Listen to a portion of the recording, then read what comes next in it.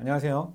빅데이터 분석 기사를 공부하시는 수험생 여러분 반갑습니다. 저는 ADSP 민트책 저자이면서 빅데이터 분석 기사 필기 주황이를 쓴 윤종식이라고 합니다. 이번 강의는 빅데이터 분석 기사 2026년을 대비한 12회 시험을 어떻게 하면 잘 칠 수 있을지에 대한 쪽집게 강의이고요. 그 중에서 4과목을 중점적으로 강의를 해 보도록 하겠습니다. 먼저 다들 아시겠지만 빅데이터 분석 기사가 총 4과목이 있잖아요. 이 4과목은 전체 4과목의 마지막 과목이면서 전체 20문제가 나옵니다. 20문제 나오는데 여기 이 4과목은 거의 내용이 좀 쉽게 나오는 편이에요. 개념적으로만 우리가 잘 이해하고 있으면 쉽게 문제들이 나와서 충분히 다 잘 맞출 수 있는 그런 문제들이 나오니까 집중해서 공부하시는 게 좋고요. 우리가 이 과목에서 통계 분석이나 EDA나 어떤 전처리 방법론에 대해서 공부를 했고 3과목의 빅데이터 모델링 파트에서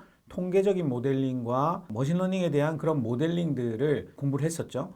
이렇게 알고리즘들을 공부를 하고 난 다음에는 이제 실제로 우리가 만든 모델들의 성능을 평가하는 단계가 바로 이 4과목 빅데이터 결과 해석 부분입니다. 역시 결과 해석이기 때문에 이 모델의 성능이 어느 정도 좋은지를 평가를 할 수 있어야지 되고, 그리고 평가를 하기 위해서 사용되는 다양한 시각화 도구들을 통해서 어떤 특징들이 있는지를 명확히 이해하고 계셔야지 됩니다. 그런 부분들이 시험 문제의 출제가 되는 거죠. 자, 그러면 본격적으로 4과목 빅데이터 결과 해석 부분에서 어떤 식으로 시험 문제들이 출제가 되는지에 대해서 같이 한번 집중적으로 한번 살펴볼까요? 4과목은 보시는 것과 같이 성능을 평가하고 성능을 향상시키기 위한 방법, 성능 평가 지표 부분이 문제가 나오는데 지금 10회 시험 치는데 그 중에서 52번이 시험에 문제에 나왔습니다. 그럼 이 말은 뭐냐면 성능을 평가하는 지표가 다양하게 있는데 그 다양한 성능 지표들이 골고루 시험 문제에 나온다는 거예요. 정확도,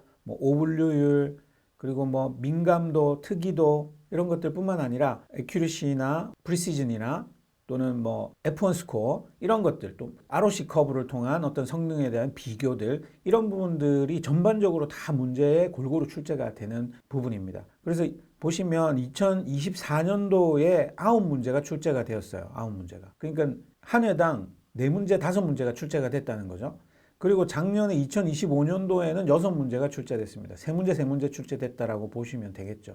최소한 3문제에서 5문제 이상 문제가 출제가 될 수 있다라는 부분을 여러분 잘 기억을 해 주시기 바라고요. 특히 성능평가 부분은 단순히 성능평가에 대한 기법들을 이해하고 있는지 없는지, 특징이 무엇인지를 판단하는 것도 있지만 계산을 직접 하게끔 하는 문제도 출제가 됩니다. 그래서 계산 공식이나 데이터를 오분류표를 통해서 평가 지표들을 계산하는 그런 문제들이 반드시 출제되기 때문에 그 부분까지 여러분이 염두에 두고 공부를 하셔야지 됩니다. 자, 그리고 이제 교차 검증이 나옵니다. 교차 검증은 뭐죠? 우리가 모델을 만들었는데 과대적합이 일어날 수 있기 때문에 이 과대적합 문제들은 항상 우리가 모델링을 개발할 때 제일 중요하고 신경 써야지 되는 부분이죠.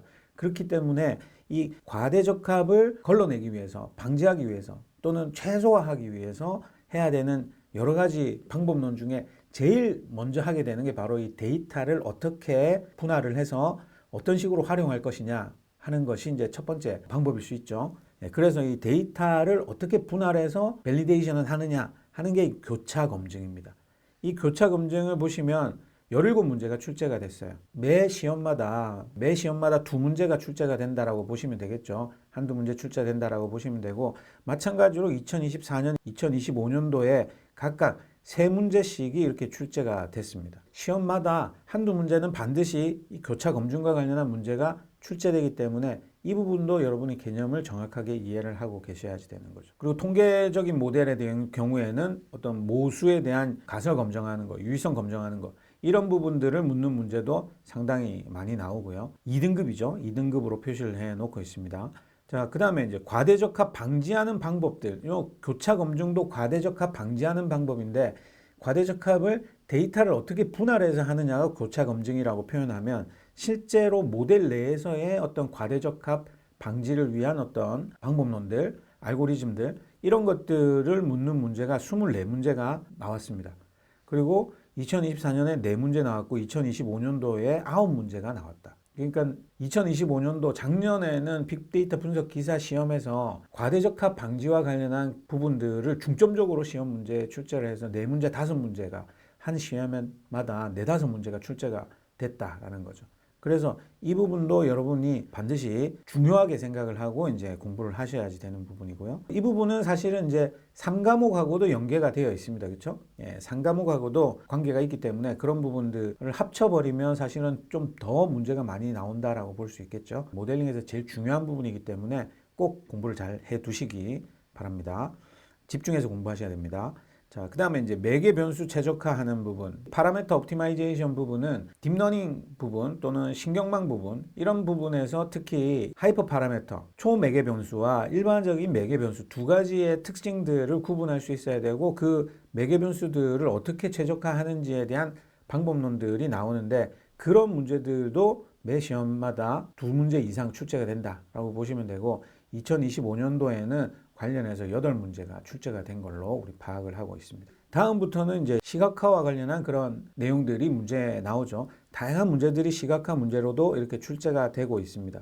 뭐 이것만 보더라도 36문제가 출제가 됐고요. 이 외에도 저희가 관리하고 있는 다른 개념들도 한두 문제씩은 출제가 됩니다.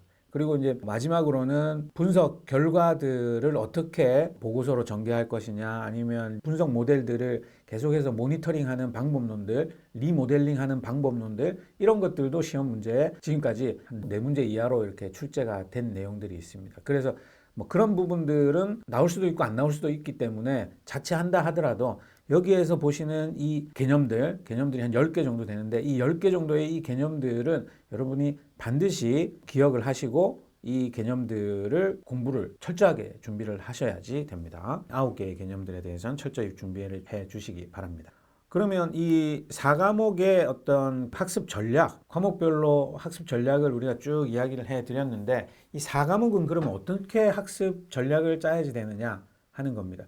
제가 앞에서 설명드린 것처럼 이 4과목은 평가 지표들이 무조건 시험에 많이 나온다 그랬죠. 4, 5문제가 시험에 반드시 나옵니다. 그래서 평가 지표에 대한 이해와 계산하는 부분들을 철저하게 공부를 하셔야지 되고, 거기서 나오는 문제들은 다 맞추실 수 있어야지 됩니다. 그리고 뭐 과대적합과 관련한 부분들이 있잖아요. 이제 모델링해서 우리가 결과를 해석할 때 제일 중요한 게 이게 모델이 과대적합이 될 수 있기 때문에 그걸 되게 이제 조심스럽게 모델링을 하게 되는데, 그렇기 때문에 우리가 시험에서도 데이터를 분할을 통해서 하는 과대적합의 어떤 방지책, 그걸 이제 교차 검증이라고 표현을 하고 크로스 밸리데이션이라고 표현하죠. 그리고 각각 모델 내에서도 이 과대적합을 방지하기 위한 여러 가지 기법들, 이런 것들이 있기 때문에 그런 것들도 다 유념을 하셔서 공부에 집중을 하셔야 됩니다.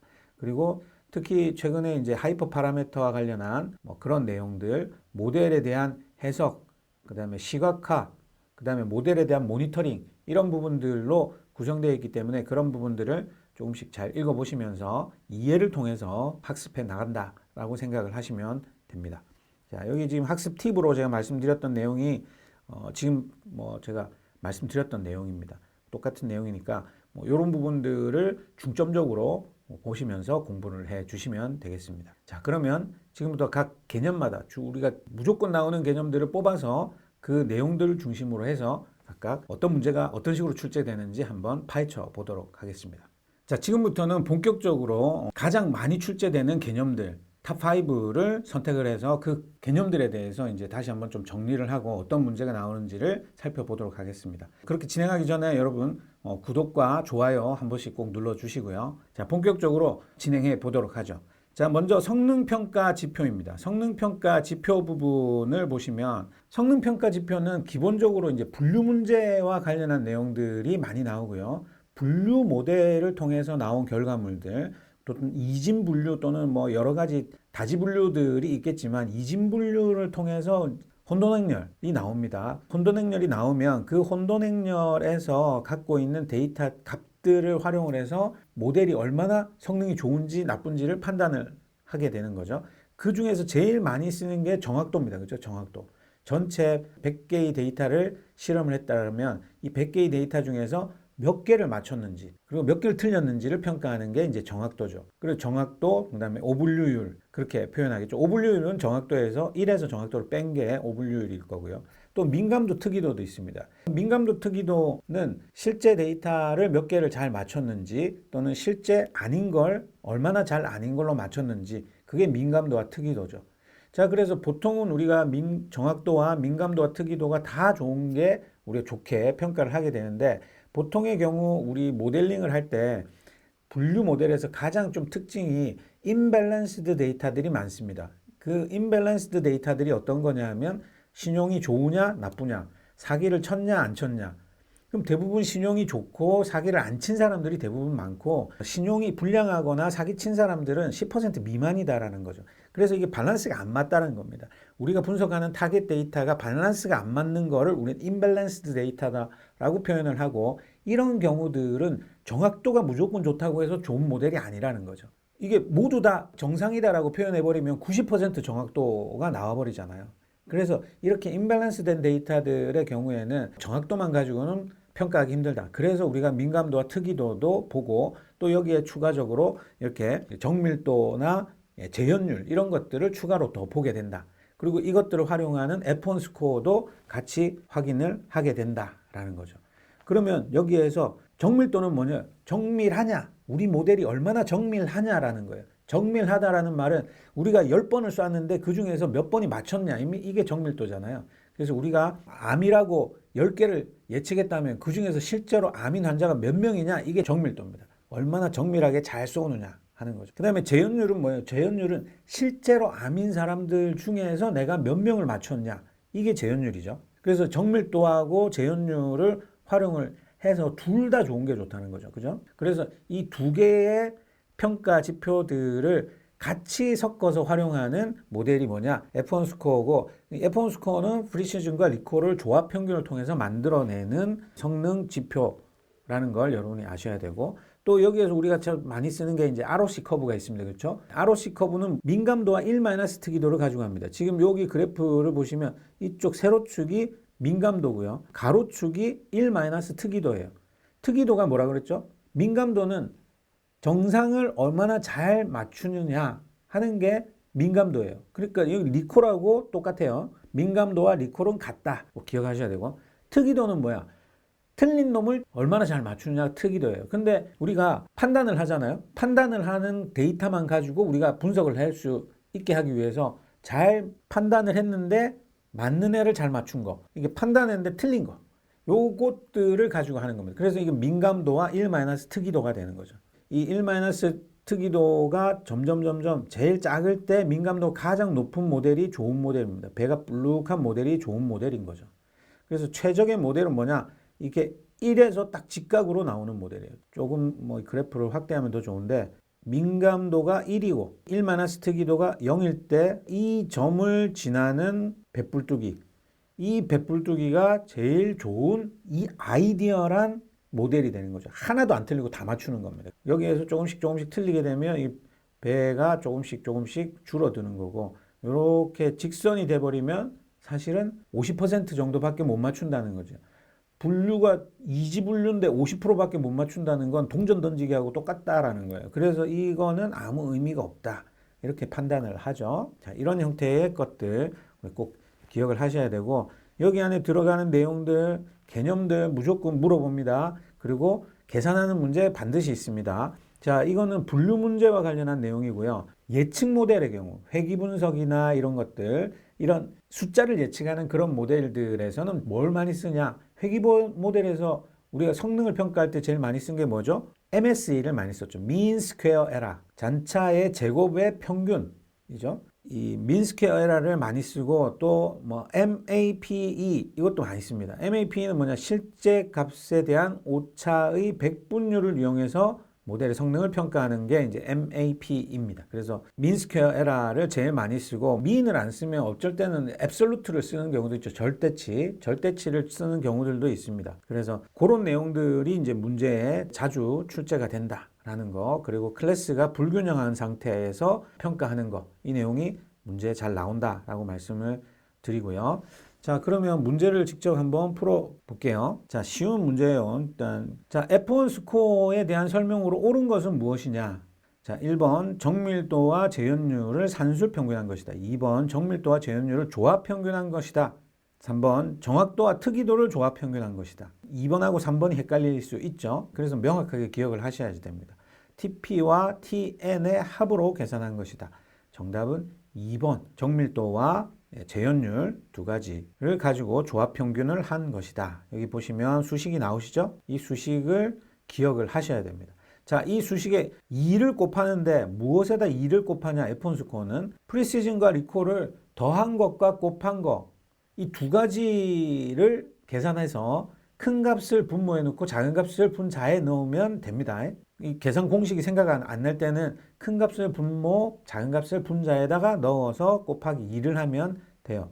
왜냐? 프리시즌이나 리콜은 다 1보다 작은 숫자로 나오고 1보다 작은 숫자로 나올 경우에는 곱하면 곱할수록 더 작아지죠. 더하면 커지고, 그죠? 그런 특징이 있기 때문에 분모에 무조건 큰 값이 들어갈 수밖에 없습니다. 자, 이건 팁이고요. 이런 식으로 이제 여러분들이 준비를 하시면 됩니다. 예, ROC 커브에 대한 설명으로 적절하지 않은 것을 찾는 문제입니다. 10일의 기출 보건 문제로 이제 올려놓은 문제고요. 자, 1번 ROC 곡선은 거짓 양성 비율 FPR과 참 양성 비율 TPR의 관계로 나타낸다. 2번 분류 기준점을 변화시키면 모델의 판단 능력을 평가할 수 있다. 3번 ROC 곡선의 아래 면적 AUC 커버의 밑쪽에 있는 에어리어 언더커버가 클수록 분류기의 성능이 우수하다고 판단한다. 4번 ROC 곡선만을 이용해서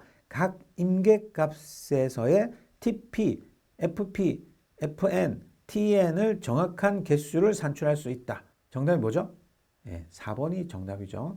이거 계산할 수 없습니다. 전체 데이터의 개수가 몇 개인지 모르기 때문에 계산할 수가 없어요.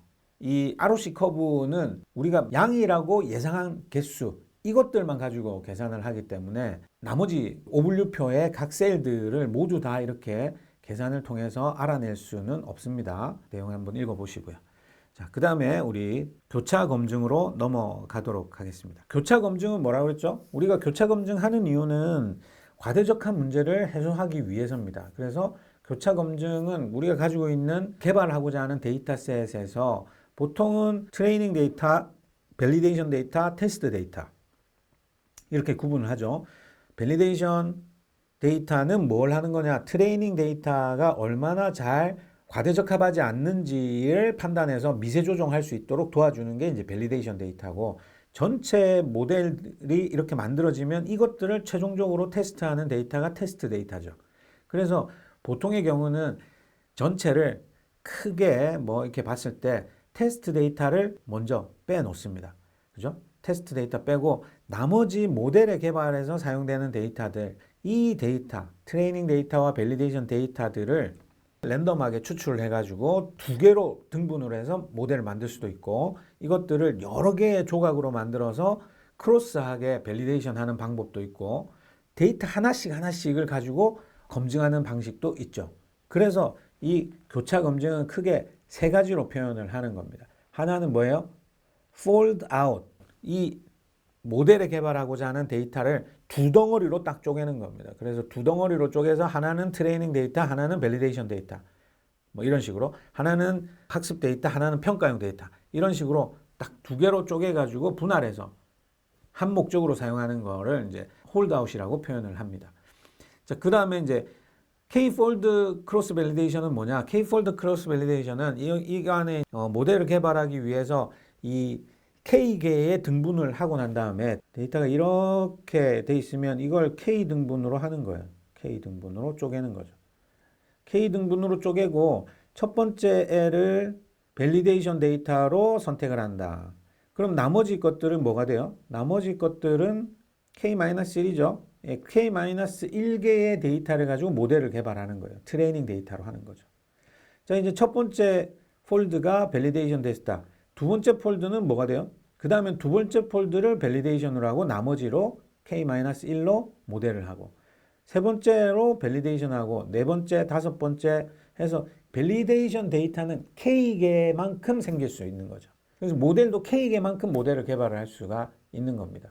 그런데 요 하나의 이 폴드는 밸리데이션에는 K번 활용이 되지만 모델 개발용으로는 K-1번만큼 활용될 수 있는 거예요. 그렇죠? 한 번 빠지니까. 그게 이제 핵심 개념입니다.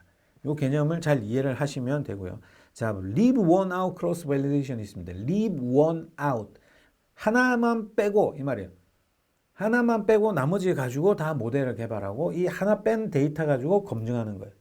그러니까 여기에 데이터의 개수가 100개가 있다, 1000개가 있다. 여기 데이터죠. N개가 있다라고 하면 N개에서 한 개의 데이터를 평가용 데이터로 만든다. 밸리데이션 데이터로 만든다. 이렇게 되는 겁니다. 자, 여기 개념에서 또 부스트랩 샘플링이 나옵니다. 부스트랩이라는 건 뭐냐? 부스트랩이란 복원 추출이에요.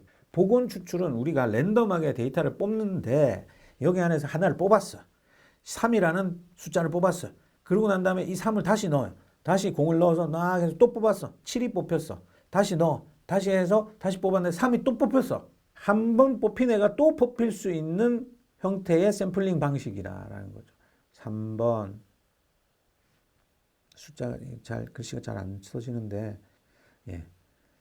3번, 7번, 3번이 또 나올 수 있다는 거죠. 예. 그런 식으로 중복해서 샘플이 만들어지는 형태를 복원 추출이라고 하고 이런 복원 추출은 크게 전체 데이터의 63.2%가 추출이 됩니다.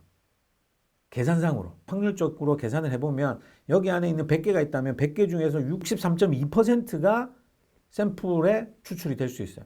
나머지 36.8%는 이 샘플에 안 뽑히는 애들이 나타난다는 겁니다. 그런 데이터를 우리는 out of bag sample이라고 한다. out of bag sample. 그래서 랜덤 포레스트 할 때 배깅을 여러 개를 반복하잖아요. 배깅을 여러 개로 만든다라는 말은 뭐냐? 부스트랩 샘플링을 여러 개로 만든다라는 겁니다. 우리가 트레이닝 데이터가 있으면 거기에서 부스트랩 샘플링으로 여러 개를 만들어 100개씩 이렇게 만드는 거예요. 샘플을. 그 와중에도 100개씩 샘플을 만들어도 여기에 있는 데이터가 하나도 추출이 안 되는 애들이 36.8%가 있다라는 거예요. 이 36.8%를 우리는 out of bag 샘플이라고 해서 이걸 검증용 데이터로 활용을 한다라는 거죠. 아시죠? 예, 이해하실 겁니다. 자, 이런 내용들을 가지고 여러분들이 공부하셔야지 되고 여기에 나오는 출제 포인트들 체크하십시오. 홀드아웃 방식이 뭔지, K-fold cross validation이 어떤 방식인지, leave one out, bootstrap sampling, 교차 검증, 목적 뭐 이런 것들이 문제에 반드시 나온다라고 기억을 하시고 공부하시면 됩니다. 자, 문제 풀어볼까요? K 교차 검증을 통해 모형을 선택하고자 할 때 이에 대한 설명으로 옳지 않은 것은 무엇이냐? 자, 1번 전체 데이터에서 테스트 데이터를 선택하고 이를 제외한 후 K 등분한다. 검증 데이터와 훈련 데이터의 관측된 데이터의 수의 비는 1대 K-1이다. 훈련 데이터는 K-1. 뭐 이런 식으로 되는 거죠. 자, 그래서 K는 3 이상이다.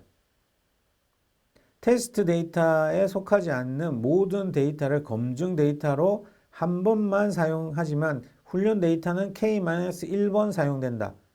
이거 제가 다 말씀드렸던 내용이죠. 정답은 뭐예요? 정답은 3번이죠. 3번. 예. K는 두 개로 나눌 수도 있어요. 그죠? K는 두 덩어리. 그래서 K를 두 덩어리로 나오면 뭐예요? 홀드아웃이죠. 홀드아웃 방식. 예. 그렇죠? 그래서 이 내용도 자주 틀리는 문제입니다. 오답 킬러 100제에 제가 넣어놨습니다. 실제로 오답이 1번이냐 4번을 오답으로 체크하시는 분들이 상당히 많이 있습니다. 그래서 이런 문제들도 헷갈리지 않도록 풀어보시는 게 좋고요. 자, 이 홀드아웃에 대한 설명으로 옳은 것을 묻는 문제 한번 풀어볼게요. 10회 기출 문제에 복원했던 내용입니다. 홀드아웃 검증 방법에 대한 설명으로 옳은 것은 1번 학습 데이터와 검증 데이터를 번갈아 가며 여러 번 재사용하는 방식이다. 2번 전체 데이터를 일정 비율로 나누고 학습용과 검증용 데이터로 각각 활용하는 거다. 2번이죠. 모든 데이터를 학습에만 사용하고 평가는 생략한다. 홀드아웃 방식은 모델 과적합을 이론적으로 완전히 제거할 수 있다. 아니죠. 홀드아웃을 하면 과대적합이 될 확률이 커지죠. 커집니다. 자, 이렇게 해서 정답 2번이다 라는 거 아실 수 있을 거고요.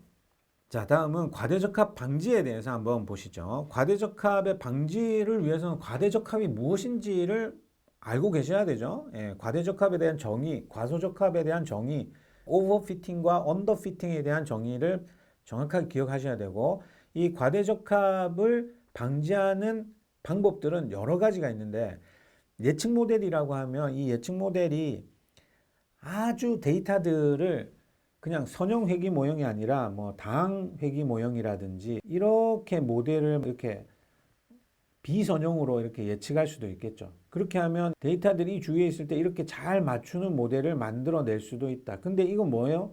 밸리데이션 데이터가 조금만 이 특성들을 반영하지 못하면 오류율이 높아질 수 있죠. 그렇기 때문에 이걸 일반화할 필요가 있다. 일반화하기 위해서 사용하는 방법들 중에 우리가 라쏘, 리지, 엘라스틱 이런 모델들이 있습니다.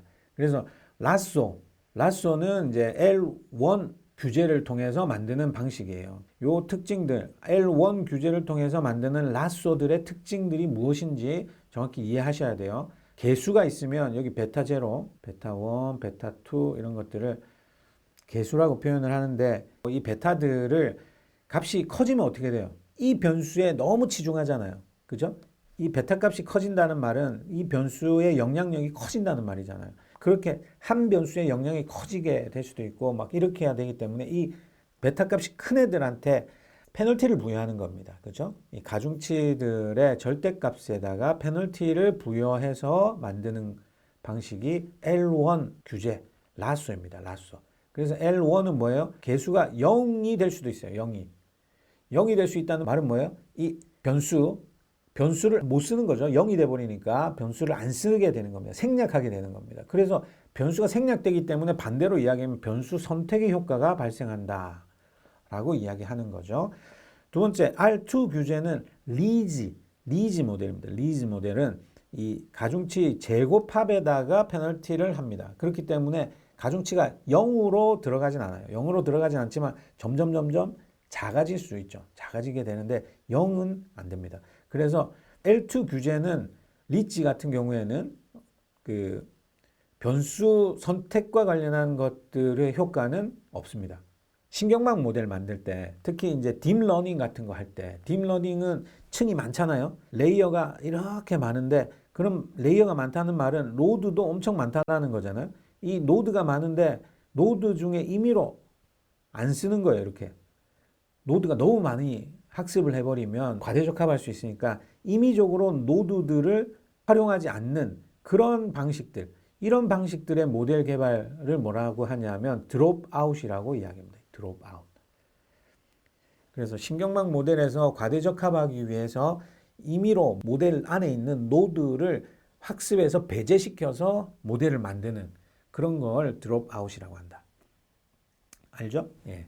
그래서 이런 데이터들을 활용을 해서 방법들을 활용을 해서 과대적합을 방지하게 할 수 있다라는 것들이고, 그래서 언더피팅, 오버피팅 개념 확인하는 거, 그다음에 예측 모델에서 정교화하는 방식, 신경망 모델에서 뭐 드롭아웃과 같은 그런 기법들 통해서 과대적합을 방지할 수 있다라는 거죠. 문제 한번 풀어볼까요? 자, 다음 중 과대적합이 발생했다라고 판단할 수 있는 상황으로 가장 적절한 것은 1번, 모델이 새로운 데이터에서도 안정적으로 성능을 유지한다. 2번, 학습 데이터에서는 성능이 매우 우수하지만 새로운 데이터에서는 성능이 급격하게 저하된다.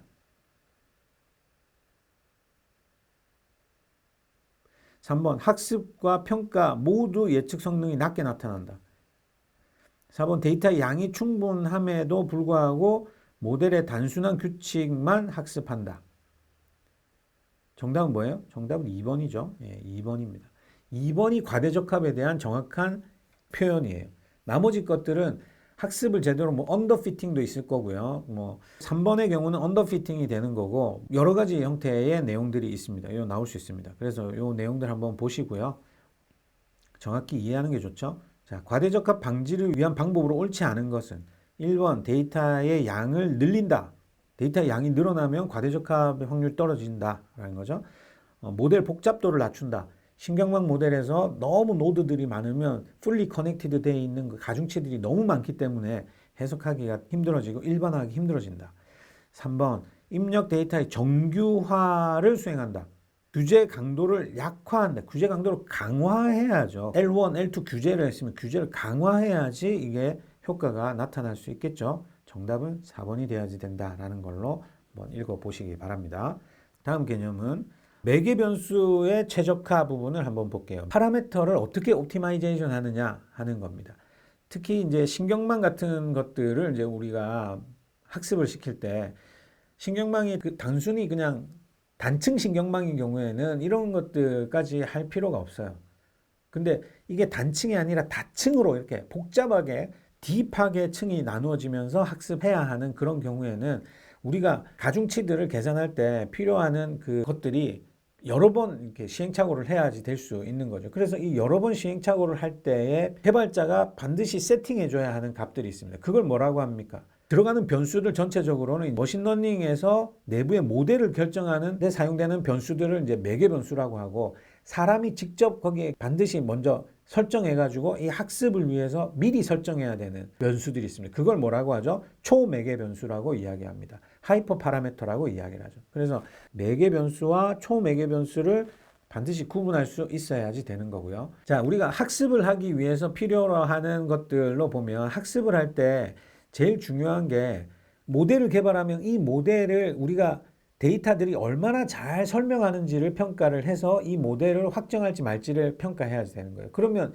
데이터가 이렇게 있으면 이 데이터의 가장 중간을 지나가는 모델들을 잘 찾아내야 되는데 이 중간을 지나간다는 말은 뭐예요? 각각 데이터가 실제 값과 예측한 값의 차이, 잔차라고 표현을 할게요. 이 잔차들이 적어야지 되는 거죠. 에러가 작아야 되는 겁니다. 어떻게 하면 이 데이터들의 모든 에러들을 합쳤을 경우에 이 에러들의 합이 작게 만들 것이냐가 핵심이에요. 이렇게 하기 위해서 우리는 손실함수 같은 것들을 사용을 합니다. 손실함수를 사용을 하면 각각의 학습률에 따라서 에러를 줄일 수가 있게 됩니다. 에러를 줄일 수가 있는데 학습률이 크면 이렇게 크게 가중치들이 변하는 거예요. 옵티마이제이션, 우리가 원하는 최적의 개수값, 베타 값을 찾아야 되는데 그걸 글로벌 옵티마이저, 로컬 옵티마이저 이렇게 표현하는데 글로벌 옵티마이저는 뭐냐면 이 전체 모델에서 가장 최적의 값을 글로벌 옵티마이저라고 합니다. 근데 이 모델들이 개수가 많으면 하나의 이런 모양이 아니라 여러 개로 이렇게 모양으로 중간중간에 로컬 옵티마가 존재할 수 있어요. 옵티마이제이션이. 근데 이 로컬 옵티마이제이션에 빠지면 글로벌 옵티마이제이션을 찾기가 힘들어져요. 그렇기 때문에 너무 이게 학습률이 작으면 글로벌 옵티마이제이션에 빠져서 헤어나오려고 하다가 못 헤어나오는 경우들이 있고요. 그래서 최적의 개수값을 찾지 못하는 경우도 있고 어떤 경우는 이 학습률이 너무 크면 뻥뻥뻥뻥 뛰다 보면 이게 밖으로 튀어나갈 수도 있습니다. 이 최적의 베타 값을 찾지 못하고 에러가 날 수도 있고요. 최적을 못 찾아가지고 계속 플러스 마이너스를 계속 반복적으로 이렇게 할 수도 있습니다. 못 찾는 경우들도 있습니다. 그래서 이걸 이제 우리가 이제 경사하강법이라고 하죠. 경사하강법.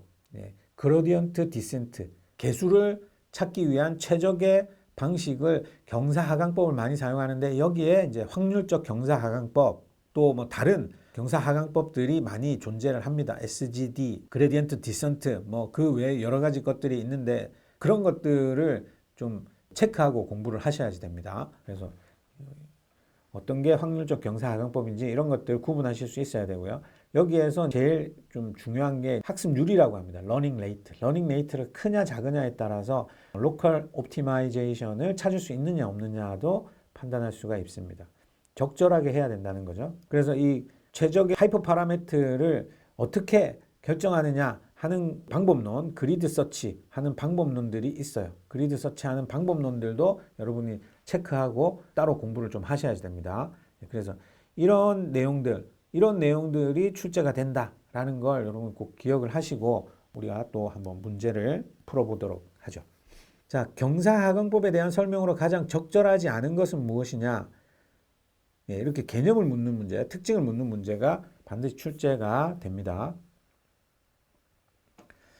자, 다음 중 경사하강법에 대한 설명으로 가장 적절하지 않은 것은 무엇이냐? 1번 손실함수의 기울기를 이용해 가중치를 업데이트한다. 기울기를 이용해서 가중치를 업데이트한다. 2번 학습률을 충분히 작게 하면 항상 전역 최적화를 찾을 수 있다. 이 전역 최적화가 글로벌 옵티마이제이션, 글로벌 옵티마라고 표현을 하죠. 배치 경사 하강법은 전체 데이터를 한 번에 사용해서 기울기를 계산한다. 네. 4번 학습률이 너무 크면 수렴하지 못하고 발산할 수도 있다. 정답 뭐예요? 네, 3번입니다. 자, 그래서 확률적 경사 하강법, 그다음에 뭐 배치 경사 하강법 이런 내용들이 어떤 내용인지 좀 살펴보시는 게 좋아요. 아, 정답이 3번이 아니라 정답이 2번입니다. 그죠? 예, 정답이 2번. 제가 잘못 말씀드렸어요. 정답이 2번. 2번이 뭐예요? 학습률이 너무 작으면 말씀드린 것처럼 이게 경사 하강법으로 이렇게 될 수 있다라는 거예요. 이게 근데 우리가 처음 시작하는 계수값, 여기가 이제 베타 값이 되는 거고, 여기가 에라가 되겠죠. 제일 에라가 작은 이 부분을 찾아야지 우리가 이 최적 옵티마를 찾을 수 있는데, 여기에 빠질 수가 있어요. 이걸 뭐라고 하느냐? 로컬 옵티마이제이션이라고 합니다. 로컬 미니마라고 표현할 수 있어요. 그래서 시작점을 우리가 어디에서 하느냐, 또 이게 중요하죠. 초매개 변수잖아요.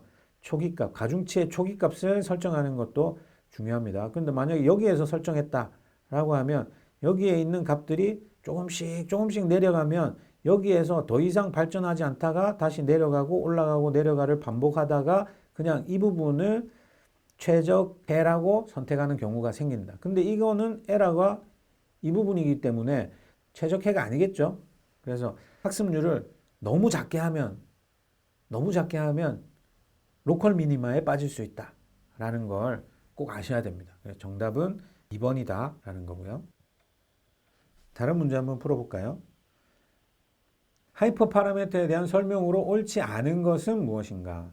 1번 모델 학습 전에 사람이 설정하며 학습 과정에서 자동으로 갱신되지 않는다. 2번 학습률, 배치 크기, 은닉층 수 등은 하이퍼 파라미터에 해당한다. 3번 하이퍼 파라미터 설정에 따라 모델의 성능과 학습 안정성이 달라질 수 있다. 4번 활성화 함수는 학습 과정에서 가중치처럼 데이터에 의해 자동으로 조정된다.